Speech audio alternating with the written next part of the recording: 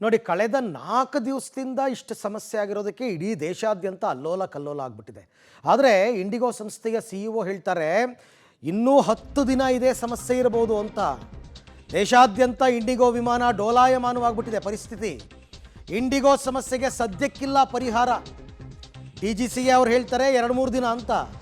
December 15ರವರೆಗೂ ವಿಮಾನಯಾನದಲ್ಲಿ ವ್ಯತ್ಯಯ ಇರಲಿದೆ ಅಂತ ಇಂಡಿಗೋ ಸಂಸ್ಥೆಯ CEO ಪೀಟರ್ ಎಲ್ಬರ್ಸ್ ಕೊಟ್ಟಿರೋ ಹೇಳಿಕೆ.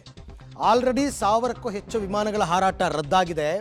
ಡಿಸೆಂಬರ್ 15ನೇ ತಾರೀಕು ತನಕ ಇದೇ ಪರಿಸ್ಥಿತಿ ಅಂದರೆ ಏನು ಕತೆ? ತುಂಬ ಸಮಸ್ಯೆ ಆಗುತ್ತೆ.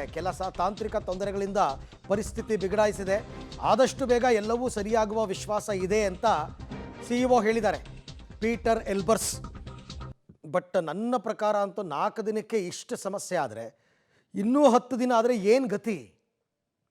ಅಂದರೆ ಎಲ್ಲ 2 ತಿಂಗಳು 3 ತಿಂಗಳು ಹಿಂದೆ ಬುಕ್ಕಿಂಗ್ ಮಾಡ್ಕೊಂಡಿರ್ತಾರೆ ಟಿಕೆಟ್ಗಳು. ಅದಕ್ಕೋಸ್ಕರ ಎಲ್ಲ ಪ್ಲ್ಯಾನ್ ಮಾಡ್ಕೊಂಡಿರ್ತಾರೆ. ಎಮರ್ಜೆನ್ಸಿ ಅಂತ ಕೆಲವರು ಬುಕ್ ಮಾಡ್ಕೊಂಡಿರ್ತಾರೆ. ಎಲ್ಲರ ಗತಿ ಏನು?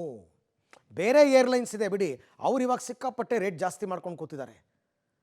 ಎಷ್ಟು ಅಂದರೆ 6 ಟೈಮ್ಸ್ 7 ಟೈಮ್ಸ್ ಮಾಡ್ಕೊಂಡು ಕೂತಿದ್ದಾರೆ ಅವರು.